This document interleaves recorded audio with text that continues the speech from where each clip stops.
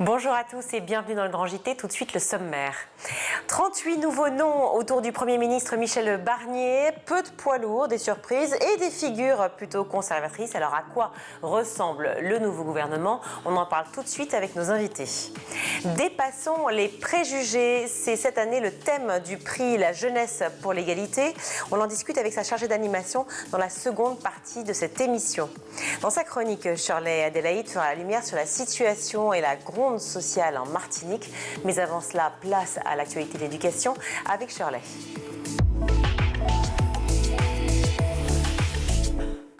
Bonsoir Shirley. Bonsoir Virginie, bonsoir à tous. Depuis samedi, nous connaissons la composition du gouvernement, pas mal de nouveaux visages dans cette équipe formée par Michel Barnier. Oui, 38 ministres autour du Premier ministre, dont 19 de plein exercice qui ont fait leur premier pas. Près de 2 mois après les législatives anticipées, plus d'un quart du gouvernement est issu des Républicains avec au ministère de l'Intérieur Bruno Retailleau, le patron des sénateurs LR, connu pour être pas mal conservateur, ou encore Annie Genevard, secrétaire général des Républicains, désormais ministre de l'Agriculture. Un ministre seulement provient de la gauche, Didier Migaud, ancien député socialiste, désormais en charge de la justice. Rachida Dati reste à la culture, Sébastien Lecornu aux armées. Il y a plusieurs macronistes comme Antoine Armand, nommé à l'économie en remplacement de Bruno Le Maire, ou Astrid Panosyan-Bouvet au travail. Globalement, pas mal de nouveaux venus dans ce gouvernement, des nouveaux venus qui parfois n'ont pas spécialement de lien avec le ministère dont ils ont la charge. Et oui, c'est le cas de notre nouvelle ministre de l'Éducation, Anne Genetet, qui jusqu'ici était plutôt considérée comme une spécialiste des questions de défense, une inconnue du grand public. C'est une des surprises de ce nouveau gouvernement. Anne Genetet hérite du portefeuille de l'éducation désigné par le chef de l'État en 2023 comme un domaine réservé. Âgée de 61 ans, née à Neuilly-sur-Seine, elle est médecin de formation. Elle a aussi exercé dans le journalisme médical et la communication. Depuis 2017, elle est députée des Français de l'étranger sous les couleurs du camp présidentiel. Elle est aussi membre de la commission de la défense nationale et des forces armées, mais pas d'expérience connue sur les sujets liés à l'école. Dans son CV, on peut seulement relever qu'elle a vécu quelques années à Singapour, un pays qui fait référence en matière de modèle éducatif. Un choix qui peut donc légitimement étonner dans le monde politique comme dans le monde éducatif. Elisabeth Alain Moreno, secrétaire générale du syndicat SE-UNSA, a réagi sur X. Piloter l'école ne s'improvise pas. Le service public d'éducation a bien déjà trop souffert d'être sous tutelle élyséenne et de rajouter Anne Genetet à l'éduc. Une fois de plus, sous Macron, l'école sert de variable d'ajustement. Or, elle exige une réelle expertise et ne peut pas être simplement l'objet des équilibres politiques. Pour Sophie Vénétité, quant à elle, secrétaire générale du SNES-FSU, ça ressemble à une erreur de casting au regard des enjeux pour l'école. À noter qu'Anne Genetet sera accompagnée du ministre délégué Alexandre Portier, chargé de la réussite scolaire et de l'enseignement professionnel. Les dossiers brûlants qui les attendent sont nombreux. Rémunération des enseignants, crise des vocations, nombre d'élèves par classe, la question de l'inclusion des jeunes en situation de handicap ou encore la mixité sociale et scolaire, que vont devenir par exemple les groupes de besoins mis en place cette année au collège pour les 6e et les 5e. Affaire à suivre pour l'heure. Anne Genetet, la 6e ministre de l'Éducation en 2 ans.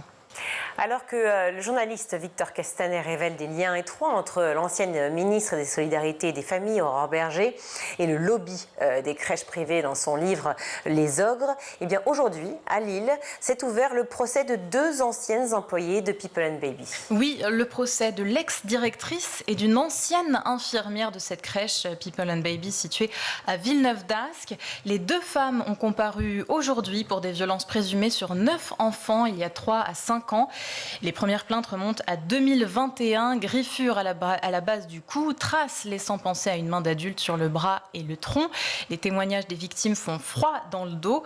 Or, les 2 anciennes salariées de la crèche réfutent ces accusations.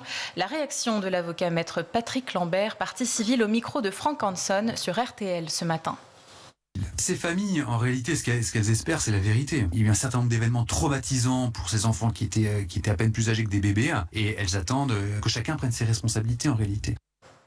Autre Autre actualité glaçante, Philippines, une jeune étudiante de 19 ans a été tuée à quelques mètres de sa faculté et de son appartement étudiant. Elle avait disparu vendredi soir dernier après avoir déjeuné au Crous de son université Paris-Dauphine à Paris. Des avis de disparition avaient été placardés partout dans le 16e arrondissement car la jeune femme ne s'était pas présentée au domicile de ses parents dans les Yvelines. Le corps de Philippine a été retrouvé samedi après-midi après une longue battue organisée par ses proches dans le bois de Boulogne, là où avait été géocalisé son téléphone portable. Une enquête ouverte pour homicide volontaire vient de s'ouvrir. Plus de détails avec Sophie Neumayer, journaliste du service justice de RTL.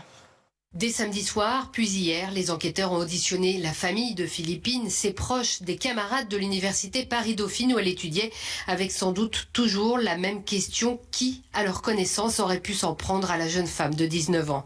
Des témoins présents ce week-end au bois de Boulogne ont également été interrogés. Certains rapportent avoir aperçu un homme grand, le visage dissimulé par un masque chirurgical, et plus intriguant encore, il se dirigeait vers le lac, une pioche à la main. Une piste à exploiter pour les enquêteurs et qui reste pour l'heure à confirmer. Parallèlement, l'autopsie du corps de Philippine a été pratiquée hier. Les conclusions ne sont pas encore connues, mais les premières constatations samedi faisaient état de nombreuses traces de sévices et de blessures. Les policiers sont en train de rechercher un ADN dans l'espoir de retrouver le meurtrier.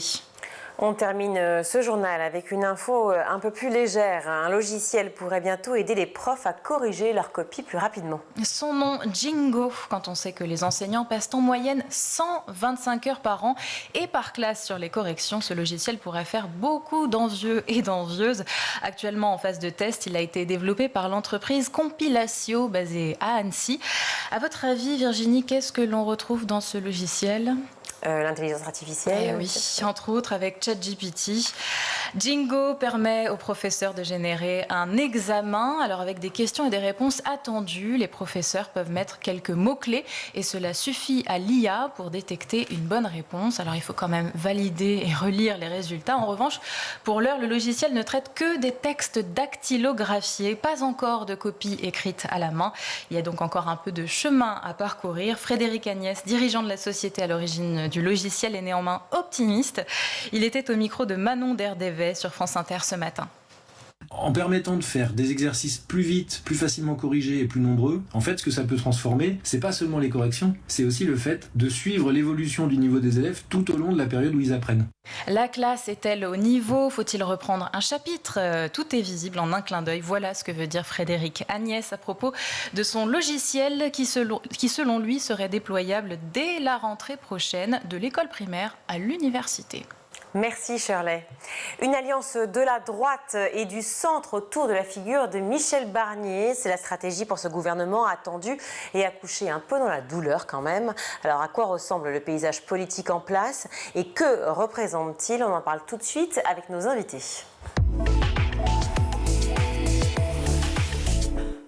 Pour en parler, je suis ravie d'accueillir Géraldine Bagné. Bonjour. Bonjour. Merci d'être avec nous. Vous êtes députée MoDem. Merci d'être sur le plateau du Grand JT.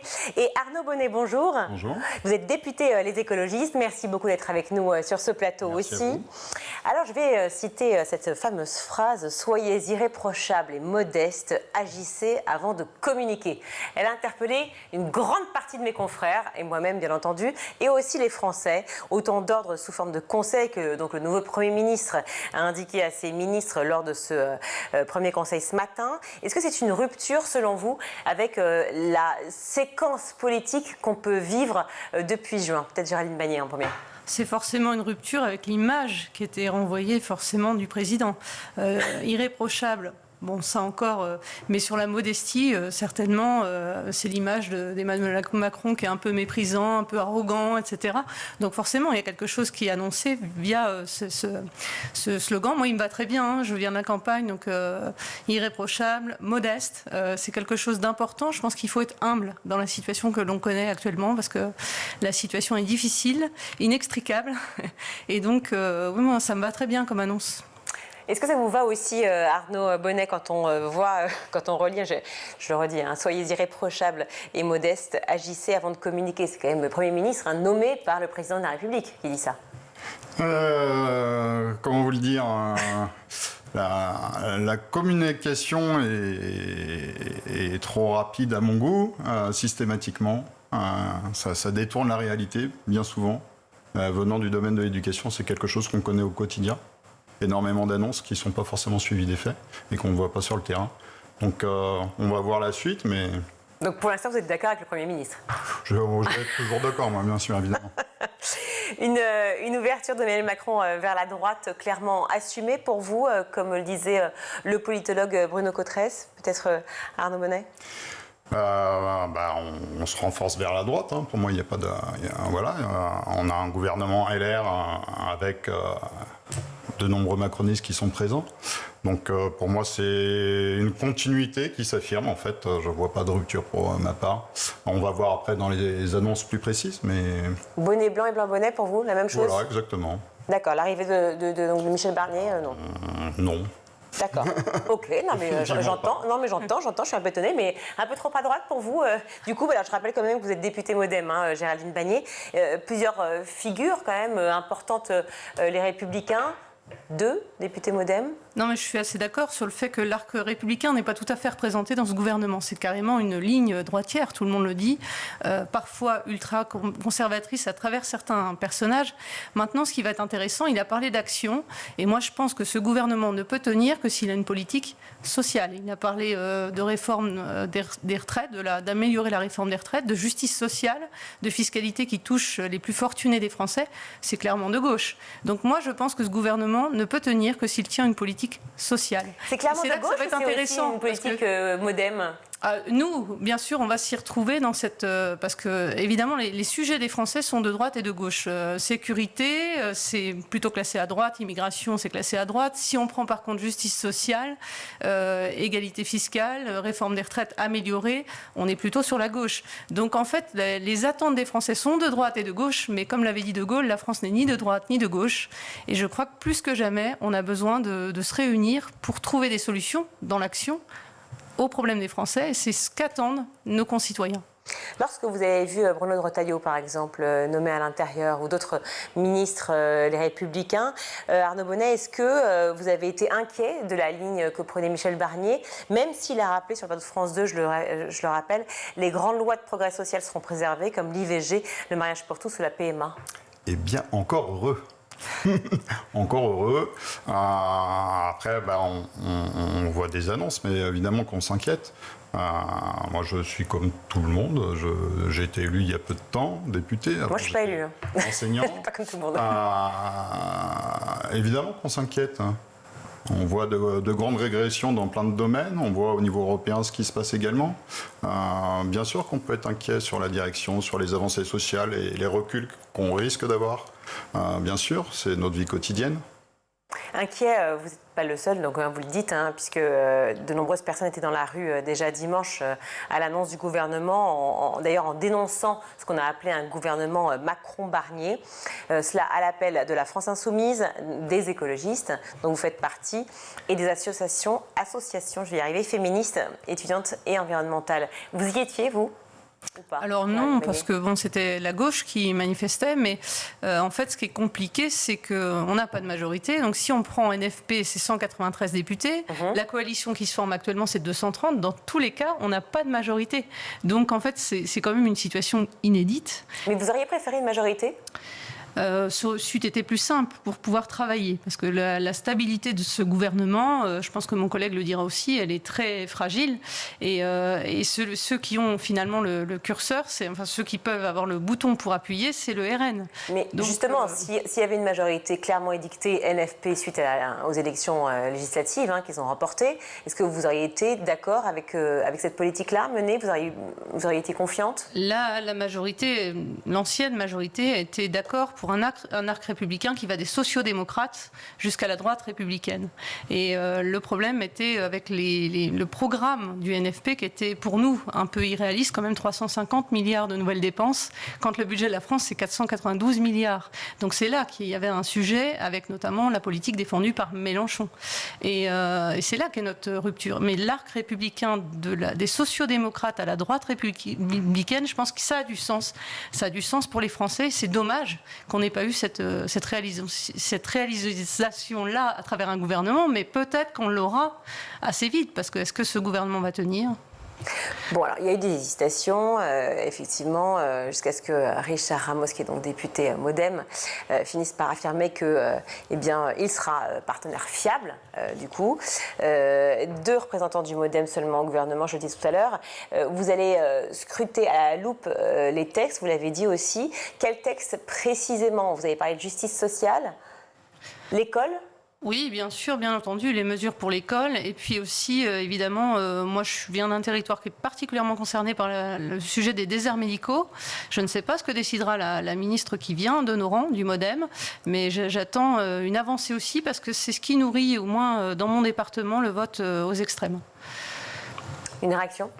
On se rejoint sur les déserts médicaux, parce que moi, comme je viens de la Grande Couronne, de Seine-et-Marne, on est particulièrement concerné. On est quand même un territoire où la santé est quand même bien malmenée, avec un taux de soignants qui est très faible, tout comme dans l'éducation d'ailleurs, où on a un taux d'encadrement qui est très faible en Seine-et-Marne. On fait partie aussi de l'Académie de Créteil, au même titre que la Seine-Saint-Denis, et on est tout autant malmené. Donc il y a des sujets sur lesquels on pourrait se retrouver, typiquement les déserts médicaux, et bien d'autres, le sujet de l'enfance dont on discutait par exemple tout à l'heure.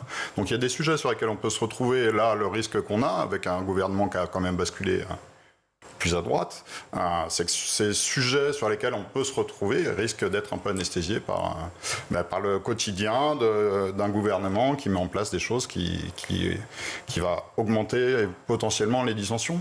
Maintenant qu'on connaît effectivement la constitution du gouvernement, qu'on a ces 38 ministres, quelle est la position, la stratégie à gauche, Arnaud Bonnet ? Bien, le dialogue est encore possible ou pas ? Le dialogue est toujours possible sur un certain nombre de sujets.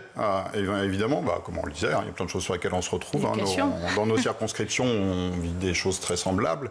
Après, nous, on va forcément se positionner contre ce gouvernement.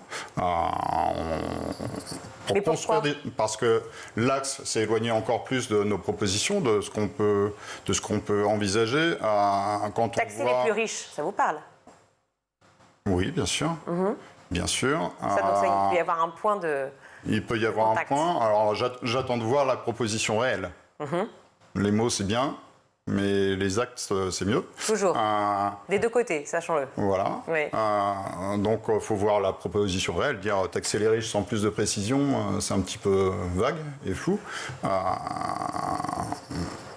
De toute façon, on ne peut pas faire des liens et des ponts là, tel que c'est présenté. En fait, c'est carrément nous mettre devant un fait accompli qui nous met une barrière. C'est compliqué de se projeter sur un gouvernement qui est encore plus à droite. Pour nous qui voulons des améliorations sociales, là, on ne met pas face à ça. Vous pensez que Michel Barnier n'apportera pas, et ses ministres, n'apporteront pas de progrès sociaux pour la France ? Non, on va voir ce qu'ils proposent, mais... Non, je vous le dis clairement, non. Donc ça veut dire que là, vous n'y croyez pas. Non. Vous me dites que le dialogue est encore possible. La preuve, vous discutez avec... Bien sûr, heureusement. Géraldine Panier. Voilà, et puis j'imagine d'autres députés. Bien sûr, jusqu'au LR, on peut s'entendre sur des sujets tels que l'enfance, voilà, je l'ai dit, je le redis. Vous discuterez avec la droite républicaine et l'extrême droite ou pas ? La droite républicaine, oui. D'accord, l'extrême droite ? La droite républicaine, oui. Ok, donc le dialogue, il est quand même compliqué. Olivier Faure a quand même affirmé qu'il allait aller jusqu'à la motion de censure. Pour les écologistes, on est également sur cette ligne. Je vous le dis, faire des effets d'annonce, par exemple, avec M. Cazeneuve, tout en sachant qu'on ne le fera pas, pour moi, c'est compliqué à entendre. C'est vraiment on joue avec nos vies, en fait. Et ça m'agace. C'est un sentiment que vous avez depuis longtemps, en fait. C'est pas récent, c'est pas forcément... non, c'est pas récent. Le gouvernement Ça fait Macron plus de 7 ou même ans avant... Ça fait 7 ans que ça dure. Mais c'est depuis Emmanuel Macron ou avant aussi ? Non, depuis Emmanuel Macron, et en fait pas tout de suite, parce que j'étais comme plein de citoyens, j'entendais le ni droite ni de gauche, sauf que moi, venant du milieu de l'éducation, je vois ce qui se dit dans les médias, par exemple sous M. Blanquer, qui disait des choses et qui faisait tout l'inverse. Nous, sur le terrain, on vivait tout l'inverse de ce qui était annoncé. Donc, en fait, forcément, on n'y croit plus beaucoup. On va y venir tout de suite. J'aimerais juste vous faire réagir, Géraldine Bannier, à ce qui venait de dire, mais on va parler de Jean-Michel Blanquer, bien sûr, et des réformes qui ont été faites. Une réaction, Géraldine Bannier, à ce qui vient d'être dit. On voit que donc, à la fois les écologistes, les socialistes vont aller vers la motion de censure. On imagine que les insoumis, évidemment, vont suivre. Est-ce que vous comprenez cela? C'est là où c'est compliqué, parce qu'il dit qu'on peut trouver des accords, et dès la déclaration de politique générale, il y aura motion de censure, qui était déjà annoncée auparavant par le NFP. Donc ça pose un problème. Nous, je pense qu'on n'ira pas sanctionner le gouvernement d'entrée de jeu. Ce qu'il faut, c'est regarder ce qu'il propose, effectivement se positionner pour ou contre. Mais il faut quand même laisser travailler ce gouvernement. On a beaucoup de mal à avoir un gouvernement, ce qui d'ailleurs nous amène à avoir ce gouvernement qui ne convient ni à la gauche, ni à nous, Modem, ni au centre. C'est un gouvernement qui est particulier, qui a essayé d'ouvrir au maximum. Il aurait fallu plus de personnalités de gauche, encore une fois, pour avoir quelque chose qui est plus dans l'unité nationale et le fait de répondre au sujet des Français. On a un gouvernement qui est fragile. Moi, je pense qu'il faut attendre de voir ce qu'il propose pour se positionner pour ou contre, mais pas sanctionner d'emblée, parce que qu'est-ce qu'on fait derrière? Vous avez le sentiment aussi que l'influence Marine Le Pen, ou en tout cas RN, est très forte? Oui, c'est eux qui ont le bouton, effectivement, pour faire tomber le gouvernement. Donc ça, c'est très embêtant, et c'est lié à ce qui est ressorti des législatives. Un bouton valable par l'extrême droite, mais est-ce qu'il est valable aussi par le NFP? Oui, alors, mais ceux qui vont être décisionnaires, les vrais arbitres, c'est l'extrême droite. On va parler éducation. Vous venez de parler à l'instant de Jean-Michel Blanquer, des premières réformes qui ont été faites sous le premier mandat d'Emmanuel Macron. Depuis, donc on en est à 5 ministres, donc 6 en tout, depuis 2017. Donc en 2 ans, 5 ministres de l'éducation. Bon, on y croit. On va essayer de croire en Anne Genetet, qui vient donc d'être nommée. On peut voir donc à la une, à la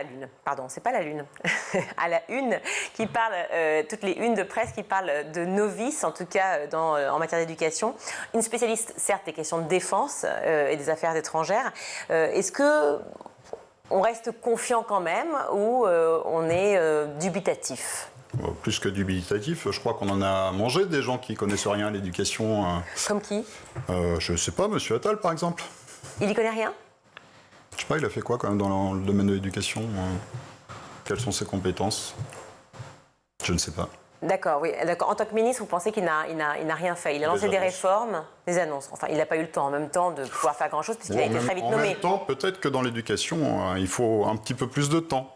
Mais quand même des choses qui ont été mises en place. Il y a des choses difficiles à mettre en place sur les groupes de niveau. Moi, j'ai fait partie de ceux qui dénonçaient cette mesure parce qu'elle était difficilement mise en place. Donc, c'est devenu des groupes de besoins et on a donné de la souplesse aux établissements. Si c'est des moyens pour réduire les effectifs en maths et en français dans les établissements, très bien. Mais il faut avouer que de faire des groupes avec les plus faibles d'un côté et les plus forts de l'autre, c'était très compliqué à mettre en place. Concrètement parlant, on l'a dit et redit, et ça a été aménagé. Mais c'est pour ça que le regard des gens de terrain, il est indispensable. Là, je rejoins mon collègue, et c'est vrai que moi, je trouve que les enseignants, ils ont besoin d'une reconnaissance. Ils souffrent énormément de l'image qu'ils ont dans la société. Moi, je parlais à un colonel de gendarmerie ce matin qui me disait qu'il était en soutien des enseignants. C'est pas le cas de notre société. Et donc, je pense qu'il aurait fallu, effectivement, quelqu'un qui est issu du sérail pour cette raison-là, parce que les enseignants ont besoin d'être soutenus et entendus. Vous avez l'impression que cette nomination, en fait, donne un mauvais signe pour le personnel éducatif et pour le personnel enseignant de manière générale? Le fait d'un coup d'avoir quelqu'un qui ne connaisse pas les je confirme. Alors après, c'est quelqu'un de sérieux. Je pense qu'elle va s'emparer des sujets et travailler du mieux qu'elle le peut sur ces sujets-là. Mais il est vrai que j'aurais préféré vraiment un professeur parce que c'est aussi un symbole et c'est aussi faire confiance. D'ailleurs, c'était le titre de Blanquer, l'école de la confiance. Je pense qu'à un moment donné, il faut faire confiance aux enseignants. Ils sont pas là que pour réclamer des moyens tout le temps parce qu'on sait bien que les moyens sont quand même limités. On a une situation budgétaire qui est terrible, mais on doit quand même faire confiance aux enseignants pour mettre en place des mesures qui, sur le terrain, fonctionnent. C'est un des plus gros ministères, l'éducation, et sans avoir aussi pour la ministre, j'espère qu'elle ne viendra pas avec une ribambelle de réformes, parce que les enseignants n'en peuvent plus d'avoir réforme après réforme. On ne mesure pas ce qui a été mis en place. Et donc, c'est une valse des réformes. Ça, je crois que les enseignants n'en peuvent plus. Alors, nouvelles réformes, il y en a déjà qui sont pour l'instant en suspens, dont on ne sait pas ce qu'elles vont advenir. On va en parler juste après. J'aimerais citer citait Sophie Vénétité, qui est secrétaire générale du SNES-FSU, qui disait à l'encontre de Anne Genetet, donc la nouvelle ministre de l'Éducation, même la Macronie ne sait pas ce qu'elle connaît vraiment des dossiers de l'éducation, mais ils sont contents, ils le postent. Meilleure illustration possible du marchandage politique en cours, sans aucune considération pour l'école, mais ça, en fait, on le savait déjà. Sur X, Twitter. Réaction. Il y a des choses auxquelles il faut revenir quand même. Des bases, on a les classes les plus chargées d'Europe et nos enseignants ont des résultats finalement qui sont excellents par rapport aux moyens qu'on leur donne. Là, mettre quelqu'un qui... Enfin, j'ai l'éducation, moi je suis dedans depuis plus de 20 ans, ça fait plus de 20 ans que j'enseigne. Depuis 4 ans, je suis co-responsable d'une commission éducation chez les écologistes. Je ne maîtrise pas tous les sujets dans l'éducation. Comment quelqu'un qui débarquerait comme ça, peut-être pour un temps très court, va pouvoir mettre des choses en place, comprendre le fonctionnement, comprendre les institutions, comprendre les enseignants et les autres personnels, parce que c'est l'ensemble des personnels qui sont maltraités quand même actuellement dans l'éducation nationale. Pour moi, c'est totalement impossible. En tout cas, en termes de communication, c'est vrai que c'est compliqué à entendre. On se dit, voilà, c'est un signe un peu particulier, bien qu'on lui laisse évidemment le champ des possibles. Elle a pris la parole, bien entendu, et a pu dire, je crois que c'était hier, « J'ai vu au cours du temps s'installer une forme de solitude à l'école, celle des enseignants face aux normes, aux consignes, celle des élèves harcelés, en difficulté, etc. etc. » J'aimerais réagir sur celle des enseignants face aux normes et aux consignes. Ça aussi, vous l'avez ressenti depuis 20 ans? En fait, les enseignants, pour ceux qui sont titulaires, ont un haut niveau de qualification. Évidemment qu'on est en capacité, à partir du moment où on donne les arbres aux enseignants, de réagir et de pallier un certain nombre de choses, mais ça passe, je le redis, par des effectifs de classe qui sont suffisamment peu nombreux. On a les effectifs de classe les plus importants d'Europe. Vous êtes pour le dédoublement des classes? Grande section CP, CE1 qui a été mise en place, je vous rappelle, sous le gouvernement Emmanuel Macron. Je pourrais être pour si ce n'était pas au détriment des autres niveaux. Parce que dédoubler des classes pour que dans les autres niveaux, ils se retrouvent à 30, non, c'est pas souhaitable et c'est pas désirable. Parce que... Attendez, on bascule par exemple de grande section en CE2. Comment ça va se faire que je comprends pas? Si on a des demi-groupes en C20, on se retrouve avec des élèves plus nombreux en CE2, CM1, CM2. Les effectifs enseignants, même si on a une baisse des effectifs des élèves global, en attendant les enseignants sont insuffisamment nombreux. C'est-à-dire qu'on prend plus d'élèves en fait par section. Il y a plus d'élèves dans les autres niveaux, en fait, tout simplement. D'accord. Une réaction par rapport au dédoublement? Oui, je suis assez d'accord. Il faut dédoubler en grande section CP. C'est plutôt une bonne mesure, mais on voit que les résultats ne sont pas tout à fait là. Donc il faut faire attention à ne pas surcharger les autres niveaux pour que ça reste finalement budgétairement tenable. Donc il faut faire attention aux résultats qui sont obtenus, même si c'était quand même une bonne mesure. D'ailleurs, les professeurs avaient plutôt adhéré. Le système de dédoublement des classes est quand même plus agréable en termes de climat scolaire. Et effectivement, nous, on propose au modem de limiter... Vous dites que ça n'a pas beaucoup changé. Il y a quand même une hausse de niveau. Légère, oui, mais ce n'est pas aussi... fort que prévu. Il y a un rapport qui a été fait. Et par contre, nous, au Modem, on propose aussi de limiter à 24 les effectifs au collège, 30 en lycée. Ce serait bien d'avoir une norme maximum parce que c'est vrai qu'au-delà, moi j'ai connu des classes à 35 en lycée, c'était quand même assez compliqué. C'est un des enjeux, effectivement, pour que l'école fonctionne mieux. Et c'est vrai que ça a été l'incompréhension générale lorsqu'on a parlé de baisse démographique et qu'il y a eu effectivement des fermetures de classes, même parfois d'établissements ou alors de sections entières. On n'a pas compris qu'effectivement on ne profite pas de ce moment-là pour pouvoir justement dédoubler les classes ou en tout cas répartir les élèves dans plusieurs classes. Alors il faut faire attention parce que nous, je sais qu'en ruralité, on a des fermetures qui sont liées à une baisse démographique qui est réelle. Oui, bien et donc sûr. parfois quand elle est réelle quoi qu'il arrive. Avec très peu d'élèves, c'est compliqué, même si en plus on a donné l'accord. C'est le maire maintenant qui doit être d'accord pour fermer une école. Donc c'est quand même important d'avoir donné au maire le fait de fermer ou pas l'école. On a amélioré le taux d'encadrement des élèves en milieu rural. Il faut le rappeler parce que ça c'est souvent une contre-vérité qu'on a. Mais bien sûr, il y a une baisse démographique, il faut en profiter pour alléger les classes. On est assez d'accord avec ça. Maintenant, la situation budgétaire est celle qu'elle est et donc il faut vraiment que ce choix de maintenir un budget suffisant pour l'éducation nationale y soit là parce qu'effectivement on a besoin, c'est l'investissement l'école, c'est les jeunes de demain et donc on a besoin que les moyens restent importants. Maintenant il ne faut pas non plus aller sur, il y a des fermetures de classes, d'écoles qui s'imposent parce qu'il y a une baisse démographique dans le pays, notamment en ruralité et elle est concrète. Alors, vous le disiez, effectivement, à la fois, Anne Genetet ne vient pas du sérail de l'éducation. A priori, elle connaît mieux les questions effectivement de défense et d'affaires étrangères.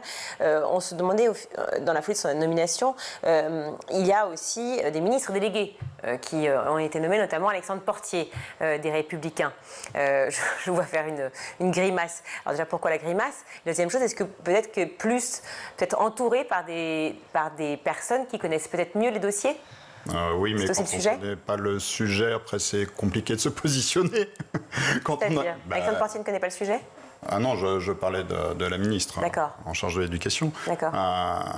C'est à elle quand même de se positionner. C'est un peu étrange de déléguer. En fait, c'est la réussite de tous les élèves. Et qu'est-ce que la réussite scolaire? C'est peut-être aussi ça qu'on doit questionner.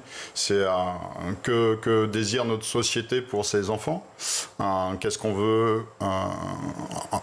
À quoi on veut que l'école aboutisse pour nos enfants? Il y a réussite et réussite. Donc, qu'est-ce qu'on entend par là? Moi, c'est ça qui me questionne, en fait, dans cet intitulé.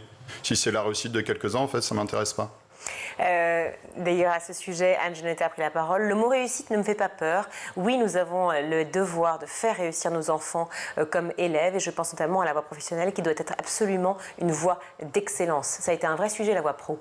Est-ce qu'il y a une possibilité de faire évoluer la voie professionnelle, et est-ce que vous pensez que Anne Genetet sera la personne c'est déjà bien de l'annoncer comme voie d'excellence. On l'a fait aussi sous le dernier mandat. Le travail a été justement de mieux reconnaître la voie professionnelle, parce que les enfants sont différents et certains vont réussir magnifiquement par la voie professionnelle. C'est le cas, vous avez une très bonne élève qui réussit un parcours académique formidable, mais qui à un moment donné ne réussit pas sa vie. Et puis vous avez des enfants qui passent par la voie professionnelle, ont un talent, souvent une intelligence manuelle, on va dire, et réussissent brillamment. Et c'est ces enfants-là qu'il faut encourager. Moi, je connais bien le cas parce qu'on était deux dans la famille et il y avait un premier de classe et un dernier de classe. Et le talent que mon frère avait par ses mains, moi, je l'avais pas. Et j'ai toujours été très sensible à ça, parce qu'effectivement, il n'était pas reconnu dans le système scolaire et il avait eu une scolarité très compliquée. Il faut que ces jeunes-là soient valorisés tout le temps. Et moi, je le faisais dans mon travail de professeur, de valoriser toujours l'excellence que chacun porte en lui. Ça, d'autant plus que ce qui est étonnant, c'est que ces métiers de l'artisanat sont extrêmement valorisés plus tard. Or, pendant l'apprentissage, pendant la scolarité, ils le sont moins. Ils sont absents. On les voit pas. C'est souvent par des dispositifs annexes tels que l'outil en main ou des choses comme ça que les enfants vont pouvoir montrer leur qualité. Mais c'est vrai que l'école ne met pas assez en valeur ces talents-là. Pour rebondir sur le mot réussite, c'est vrai que beaucoup ont été surpris du nouveau découpage de termes, de titres, appliqués effectivement à la fois au nouveau délégué Alexandre Portier dont on vient de parler, puisqu'il est nommé ministre délégué chargé de la réussite scolaire et de l'enseignement professionnel.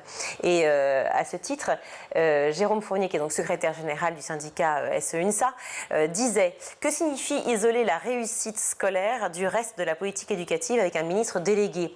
Réussir à l'école ne serait plus un sujet global de la ministre de l'Éducation nationale ». Réaction. C'était ce que je vous disais. Pour moi, c'est un peu étrange. On veut la réussite pour l'ensemble de nos élèves, mais il y a des élèves qui, scolairement, auront toujours des difficultés.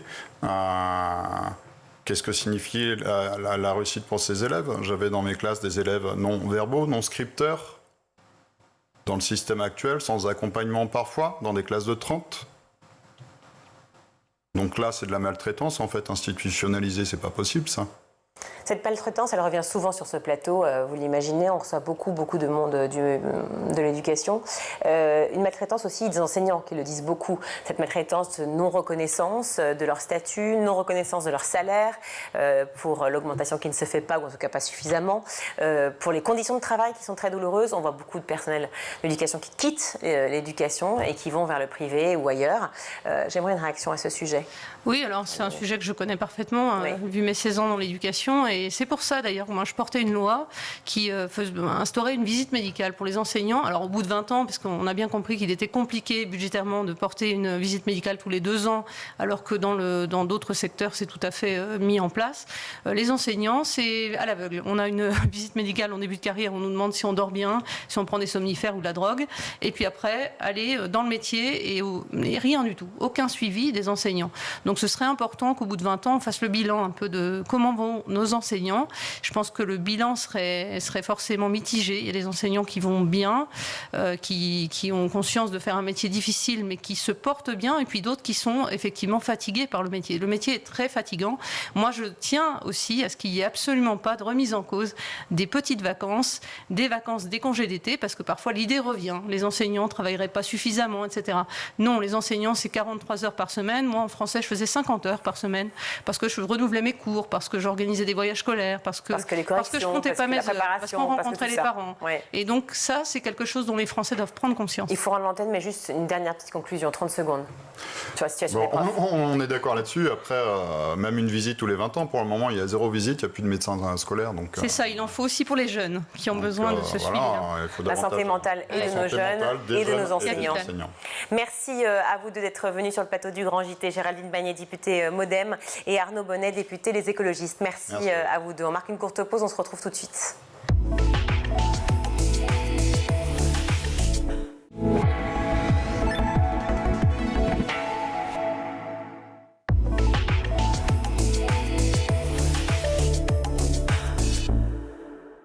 De retour dans le Grand JT de l'Éducation, je suis ravie d'accueillir Océane Ségura. Bonjour. Bonjour. Merci d'être avec nous, Océane. Vous êtes chargée d'animation pour le prix Jeunesse pour l'égalité. Alors, le prix Jeunesse pour l'égalité, c'est un concours. Vous allez nous raconter évidemment comment il s'opère, quel âge, etc. Mais sur la thématique des inégalités et des discriminations à destination des jeunes de 11 à 25 ans. C'est bien cela ? Tout à fait. C'est un prix qui est destiné donc aux jeunes de 11 à 25 ans. Et l'idée, c'est qu'ils puissent s'exprimer sur les inégalités et les discriminations comme eux l'entendent et comme eux le vivent. Et qui créent une affiche ou une vidéo de moins d'1 minute 30 par équipe. Ils doivent être 2 minimum. Et on a un thème annuel. Cette année, le thème, c'est « Dépassons les préjugés ». Alors, on va en parler évidemment de ce thème. Avant cela, j'aimerais qu'on revienne effectivement sur ce prix des inégalités. On parle des inégalités et des discriminations. Elles sont nombreuses. On pense évidemment au racisme, le racisme qui est là depuis fort longtemps, l'antisémitisme aussi. Mais aussi, on parle de grossophobie ou de discrimination de genre, par exemple. Quelles sont les thématiques que vous proposent tous les jeunes qui participent à ce concours ? Toutes celles-là, évidemment, qui sont celles qui reviennent le plus, notamment le racisme. On nous parle énormément des inégalités femmes-hommes depuis quelques années, notamment depuis MeToo. On parle beaucoup de handicap, qui est souvent les discriminations qui insupportent les jeunes parce que pour eux, ça repose sur encore moins de choses potentiellement que les inégalités femmes-hommes. C'est déjà pas mal.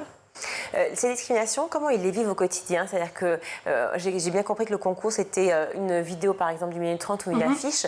Donc, c'est formidable, évidemment, mais c'est résumé. Pour eux, ça doit être assez confus quand on vit quotidiennement ou de manière assez récurrente ces discriminations. Là, l'idée pour eux, c'est vraiment de choisir un angle, de choisir un sujet dans le sujet des inégalités, de prendre ce qu'ils peuvent vivre. Par exemple, vous preniez l'exemple de la grossophobie et de se dire, telle personne dans le groupe a vécu la grossophobie à ce moment-là. On va créer une petite vidéo sur une scénette. Ils se mettent souvent dans les rôles de comédiens, d'acteurs, avec un réalisateur, etc. Et ils en parlent comme bon leur semble. Donc il y a vraiment des vidéos très très diversifiées qui sont toutes accessibles sur notre site, qu'on met en avant et qui traitent de thèmes hyper divers en fait. Alors, à quel âge il faut avoir pour participer ? Tout le monde peut-il participer ? Dites-moi tout. Il faut avoir entre 11 et 25 ans, ouais. Donc c'est quand même assez large. Je vous disais, il faut être par équipe, et après, il suffit par équipe de 2 ? Par équipe de 2 ou plus. C'est-à-dire qu'il y a aussi des professeurs qui en font un projet de classe annuel, et on a une équipe de 35, ça arrive. D'accord, pourquoi équipe de 2 ou plus ? Quelle était l'idée de former un duo ? L'idée, c'est aussi de faire du travail d'équipe, qu'on apprend ou pas forcément à l'école. Donc souvent, les jeunes nous disent qu'ils ont pu travailler en équipe, que ça leur a apporté beaucoup, qu'ils se sont rencontrés. C'est un peu ça, c'est de créer une émulation, créer le débat, et c'est moins facile tout seul. Donc c'est mieux de le faire à plusieurs. Et l'idée, c'est donc de travailler. Là, on a lancé cette édition lundi dernier. Ils peuvent s'inscrire jusqu'au 26 janvier 2025. Et donc, ils peuvent passer sur notre site, inégalité.fr, trouver la petite case pour s'inscrire. Et voilà. Alors, une fois qu'on s'est dit, qu'on se lance effectivement dans ce bain du prix de la jeunesse pour l'égalité, de ce fameux concours, on a envie d'y participer, on a un thème, ou peut-être même plusieurs thèmes en tête. Est-ce qu'il y a des groupes de discussion vers lesquels on peut aller ? Est-ce qu'il y a des formateurs, par exemple, ou des personnes, des référents au sein de l'association ? Pas vraiment. Nous, on travaille avec mes collègues, on est 3 dans le programme jeunesse de l'Observatoire des inégalités. On répond à toutes les questions, on a nos numéros de téléphone et nos adresses mail qui sont disponibles sur le site. Donc on peut nous appeler et nous poser des questions. Mais sinon, on a un site qui est quand même assez complet avec beaucoup d'informations. Et je vous disais, c'est souvent des projets de classe ou avec des encadrants de la jeunesse. Donc qui s'adressent à leurs encadrants qui éventuellement peuvent nous poser des questions à nous. Dépasser les préjugés, c'est le thème de cette année. Pourquoi vous avez choisi celui-ci ? Parce qu'on cherche tous les ans un thème qui répond soit à une actualité, soit voilà, à un climat. L'année dernière, c'était un thème plutôt axé sur le sport avec les Jeux Olympiques et Paralympiques. Cette année, on s'est dit il est temps de parler des préjugés. On ne l'a pas encore fait. On est peut-être à un moment où on se referme un peu sur nous-mêmes. Et là, on s'est dit on va créer un débat, une discussion sur ces préjugés. Lorsque vous parliez effectivement du sport l'année dernière et peut-être aussi évidemment du handicap, est-ce que les jeunes, vous avez vu une évolution qui s'est faite avec ces JO? Le thème justement du handicap revient encore plus aujourd'hui? Je ne saurais pas trop dire s'il revient encore plus. Il est quand même très présent. C'est vrai que les JO, ça posait la question, en effet, avec les Jeux paralympiques, on en a entendu beaucoup parler. Donc c'est vrai qu'on a eu beaucoup de créations sur le handicap l'année dernière, mais c'était aussi des créations... sur des discriminations plus larges, en fait, souvent c'était des affiches avec en même temps un athlète qui était handicapé, en même temps une femme, parfois une personne voilée. Enfin, il y avait différentes inégalités qui revenaient sur une même création. L'Observatoire des inégalités, effectivement, vous y travaillez depuis un petit moment, Océane ? Depuis quelques mois. Depuis quelques mois, voilà. Est-ce que vous avez vu justement des choses que vous ne voyiez pas ailleurs, ou est-ce que vous avez appris des choses que vous ne saviez pas sur les inégalités en France, et notamment ces inégalités face à l'apprentissage que l'on voit beaucoup chez les jeunes? Nous, on se forme quotidiennement grâce à l'Observatoire des inégalités. On essaye de se former à beaucoup d'inégalités, de discrimination au fil de notre pratique. Et ce qu'on retient surtout avec le concours, c'est que c'est des créations qui sont extrêmement touchantes. Tout le monde dit à l'Observatoire que dès qu'on reçoit les affiches et les vidéos, il y a des petites larmes qui sont versées. Donc on n'apprend pas forcément des nouvelles choses, mais en tout cas on entend la voix des jeunes et on entend ce qui les concerne à l'heure actuelle. Et c'est vraiment ça l'idée. Et c'est ça qui est important en fait, c'est de voir, nous on a un point de vue sur les inégalités et les discriminations évidemment, c'est de voir ce qui en fait, les jeunes de 11 ans, pour eux c'est quoi ces discriminations, qu'est-ce qu'ils vivent au quotidien et de quoi ils ont envie de nous parler. Vous allez dans les établissements en France pour parler des inégalités? Oui, à l'Observatoire des inégalités, au programme jeunesse, on fait des ateliers autour du Monopoly des inégalités, qui est une version un petit peu différente du Monopoly. Et du coup on fait des ateliers de 2 heures, c'est beaucoup dans les établissements scolaires en effet, au collège et au lycée. Et du coup on a des longs débats avec les élèves sur ces questions-là. Une manière de pouvoir rassembler aussi tous les jeunes. Ce concours, vous l'avez dit, donc pour les 11-25 ans, une vidéo d'une minute 30 ou alors une affiche qui sera placardée, affichée où justement? Cette vidéo, elle sera visible où ensuite? Alors, pour le gagnant? L'idée, c'est qu'il y a plusieurs gagnants. L'idée, c'est qu'elles sont toutes disponibles sur... les finalistes et les lauréates sont toutes disponibles dans notre affichothèque, sur notre site internet. Pareil pour les vidéos, elles sont dans une vidéothèque accessible sur YouTube. Et après, nous, à partir de ces affiches qui sont les grandes gagnantes annuelles, on crée des expositions sur le thème du handicap, sur le thème du racisme, sur le thème des inégalités plus générales, qui sont empruntables gratuitement par les établissements scolaires ou les centres jeunesse, peu importe la ville, et qui peuvent donc emprunter les affiches, les afficher pendant un certain nombre de jours et nous les renvoyer après. Donc elles rayonnent, on essaye de les faire rayonner le plus possible. Et puis utiliser effectivement aussi ces vidéos, j'imagine, pour sensibiliser un maximum dans les établissements. Quand ces jeunes, quand ils ont 11 ans ou 25, c'est quand même très large. Voilà, c'est très différent. Donc voir le prisme, par exemple, on parlait tout à l'heure de la grossophobie ou de l'antisémitisme ou du racisme. J'imagine que voilà, le regard qui est posé, l'angle, la manière dont on parle est complètement différente. Complètement. Il y a des choses pour des âges différents, de qualités très différentes, qui parlent d'un même sujet de plein de manières différentes aussi. Et l'idée, c'est que parfois il y a quelqu'un qui va voir cette vidéo-là et qui va se dire ah bah oui, là j'ai compris quelque chose, alors que potentiellement il entend parler par ses professeurs des inégalités depuis des années et que ça tilte pas. Et là, grâce à des camarades potentiellement qui font une vidéo sur le thème de la grossophobie, il va comprendre et peut-être, on espère en tout cas, qu'il va changer sa façon de voir les choses. On espère, oui. Merci beaucoup, Océane Séguira, d'être venue sur le plateau du Grand JT. Vous êtes chargée d'animation pour le prix Jeunesse pour l'égalité à l'Observatoire des inégalités. Merci d'être venue. Merci à vous. On va tout de suite retrouver Shirley pour sa chronique. En Martinique, un mouvement de protestation contre la vie chère prend de plus en plus d'ampleur. Alors pourquoi la situation s'est-elle embrasée à ce point, Shirley? C'est un mouvement qui a débuté au début du mois de septembre. Plusieurs actions de blocage de routes ou de supermarchés ont été organisées par le collectif Rassemblement pour la protection des peuples et des ressources afro-caribéens, le RPP-RAC. Et puis, en marge des manifestations, des violences urbaines ont émergé. Des commerces ont été attaqués, des voitures incendiées. Une dizaine de policiers ont été blessés. Une escalade de violence que le collectif à l'origine du mouvement impute à la répression policière. Je rappelle que des CRS ont été déployés ces derniers jours, de quoi évoquer de mauvais souvenirs aux manifestants qui se sont exprimés au micro de Sarah Mansoura sur France Inter.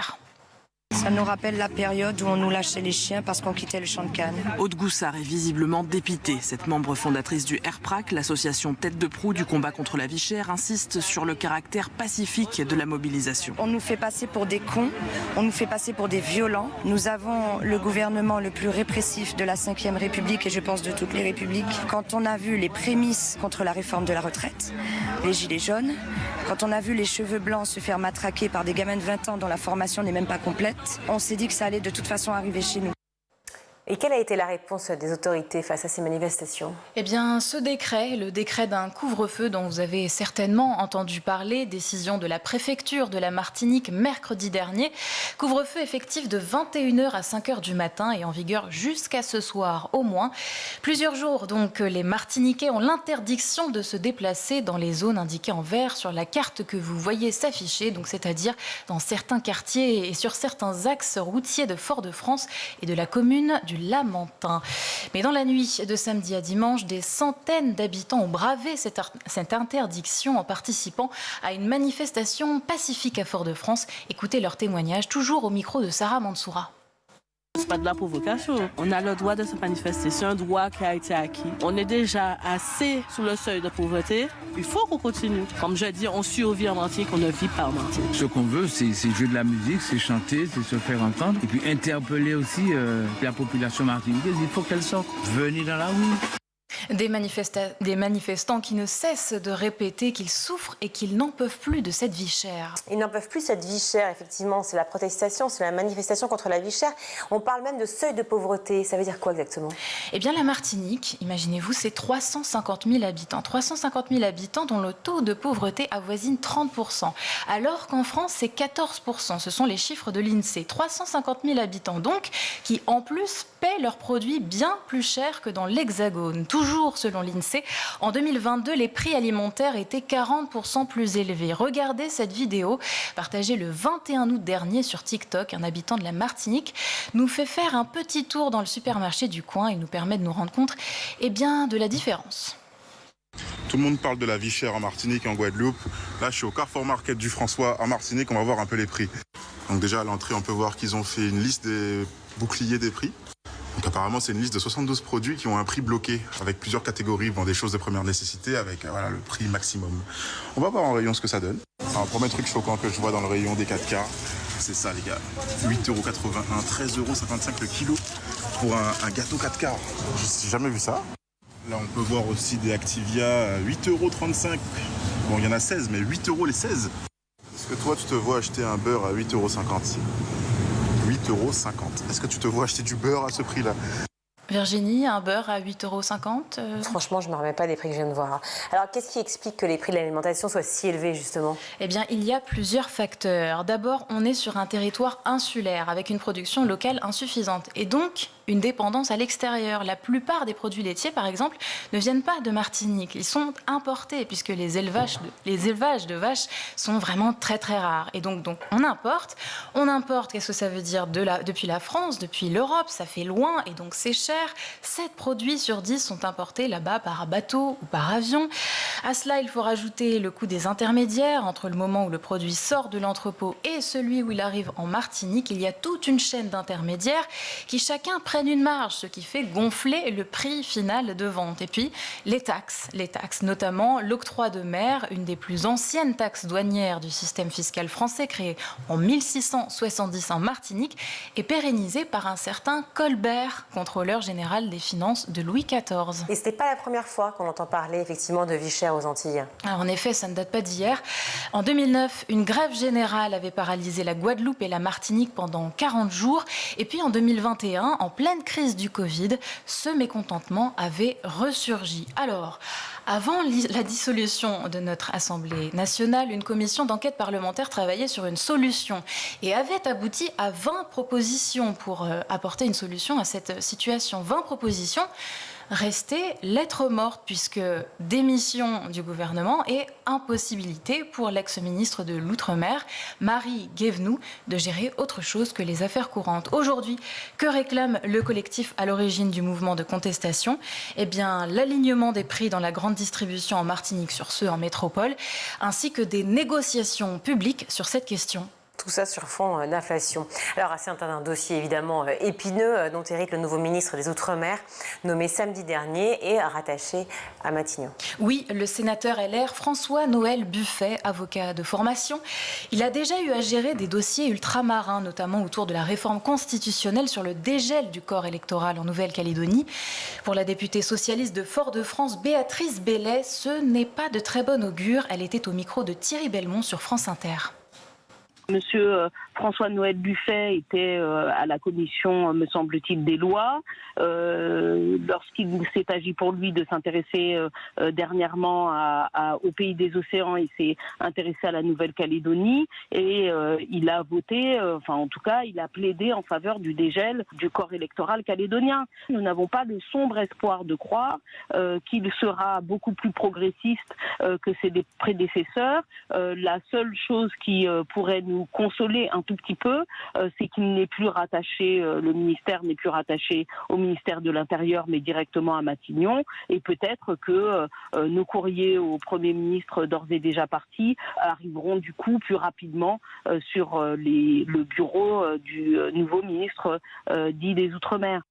François-Noël Buffet sera-t-il sensible aux revendications des ultramarins sur le sujet de la vie chère enlisée depuis des années ? Et oui, puisque la vie chère concerne aussi la Guadeloupe, la Guyane, Mayotte, la Réunion, bref, les Outre-mer. On attend de voir. Merci beaucoup, Shirley. Et bien tout de suite, on va retrouver le meilleur de School TV avec le ZAP. Docteur, quel est l'effet ou les effets d'une utilisation des réseaux sociaux peut-être débridée chez les enfants et chez les adolescents ? Eh bien, l'usage des réseaux sociaux, ça peut avoir des effets positifs, il faut aussi le dire, puisque les études maintenant le reconnaissent. Il peut y avoir des dangers quand l'usage va devenir intensif ou quand on va développer une addiction. Donc les effets, les dangers peuvent porter sur la santé physique. On peut souffrir même de douleurs, de troubles musculo-squelettiques liés à notre posture, liés au défilement en continu du fil d'actualité. On peut avoir des répercussions sur la santé mentale. On sait que ça peut augmenter le risque de développer des dépressions, des anxiétés chez l'enfant. Et puis, ça peut avoir des conséquences sur le plan social avec une baisse des performances scolaires. Ça peut aussi entraîner des conflits familiaux. Mais voilà, l'addiction aux réseaux sociaux, ça n'est pas non plus systématique. Il y a des usages, moi je considère qu'il y a des usages dits récréatifs.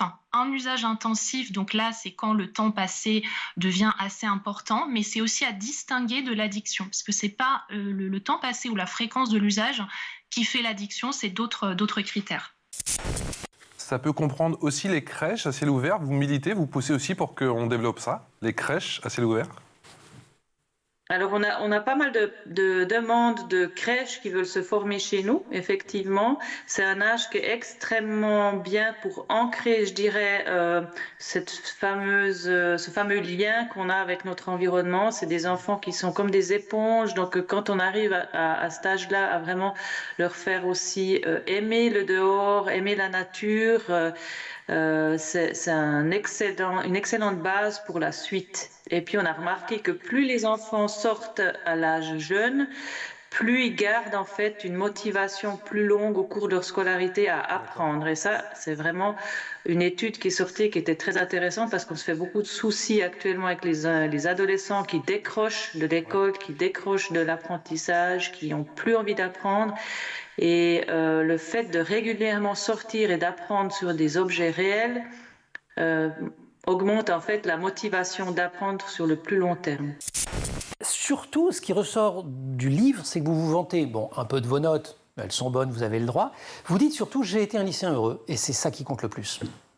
Oui, je pense qu'on voit tous le lycée comme quelque chose de super compliqué, avec beaucoup de stress, beaucoup de pression, beaucoup de charges. La charge mentale de l'orientation quand on est en seconde. En première, quel spé il faut abandonner, mais aussi, de façon générale, le bac de français. Et puis enfin, en terminale, on a le grand oral, Parcoursup, les épreuves du bac. C'est énormément de pression, c'est vraiment difficile à gérer pour beaucoup d'étudiants. Et c'est pour ça que j'avais développé des méthodes à partir de la 4e, parce qu'avant, j'avais pas des très bonnes notes. Alors, puisque vous en parlez, j'aurais pas osé, hein. Au collège, c'était pas ça. Non. non, j'aimais pas l'école. Ouais. J'étais en 4e, et même avant la 4e, je faisais le strict minimum. Je rentrais chez moi le soir, je regardais YouTube, je faisais pas mes devoirs. J'étais tranquille, j'y vivais la Belgique. Parents.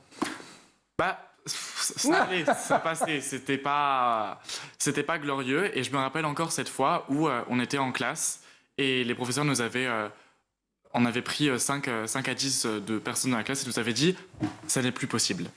Vous ne pouvez plus agir comme ça. Genre l'intervention solennelle. Il faut qu'on parle. Je m'en foutais. Puis il y a eu le confinement et en fait pendant le confinement j'étais enfermé 24 heures sur 24, 7 jours sur 7 et je me suis dit pour qui travailler de chez moi, autant travailler, autant réviser. Et je suis passé de 12 à 16 de moyenne. Wow. J'ai développé des méthodes. Arrivé au lycée, je suis passé de 16 à 18. Et c'est là où vraiment j'ai pu m'épanouir, avoir des bonnes notes, faire mes projets et, comme vous l'avez dit, être heureux. Quels sont-ils ces critères pour les parents peut-être qui vous regardent en ce moment? Comment on différencie un usage régulier et plutôt sain des réseaux sociaux, plutôt positif, même vous nous le dites, d'une véritable addiction?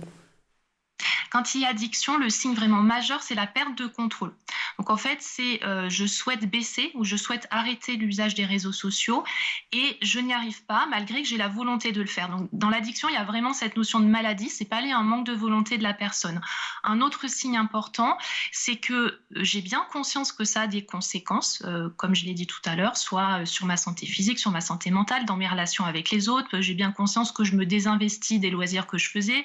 L'adolescent, l'enfant est peut-être moins concentré sur ses devoirs, il se rend bien compte qu'il a du mal à remplir peut-être des obligations familiales, à ranger sa chambre, mais malgré qu'il ait conscience finalement de ses répercussions, de ses conséquences, il n'arrive pas à baisser son usage des réseaux sociaux. Donc ça, c'est déjà 2 signes clés.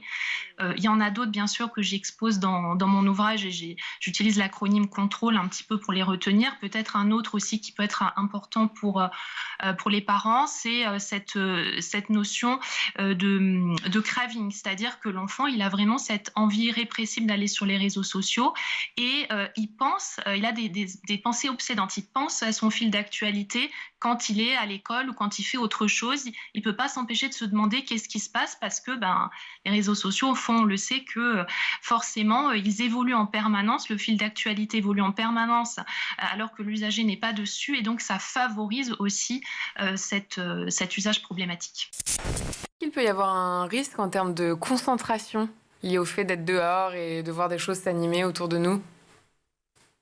Oui, alors ça, c'est une sympathique question, j'aime bien y répondre, parce qu'en fait, ce qui se passe au début, c'est clair que les enfants, ils sont plus excités à sortir. Et comme actuellement, sortir pour eux, c'est très lié aux loisirs ou aux excursions d'école annuelles, ils sont un peu dans ce mood-là. Et puis, au fur et à mesure, en fait, plus on va régulièrement dehors, on remarque, il y a une étude très sérieuse qui a été faite par des chercheurs américains.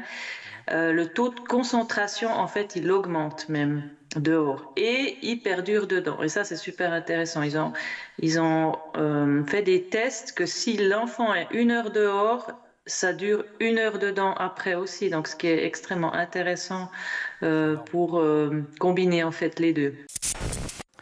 Ce guide de survie au lycée qui est donc un super bouquin pour les parents. Parfois, il y a des conseils, ça nous plaît moins, Ange, je vous le dis là encore en tant que daron, mais vous vous rattrapez un peu. Par exemple, vous dites qu'il faut binger, je vous cite, c'est-à-dire regarder à forte dose Netflix. Alors, quand vous dites Netflix, je pense que ça vaut pour Amazon, Disney, Apple TV, mais regardez des séries. Mais... Il faut les regarder en VO, avec les sous-titres en français, mais c'est mieux en anglais.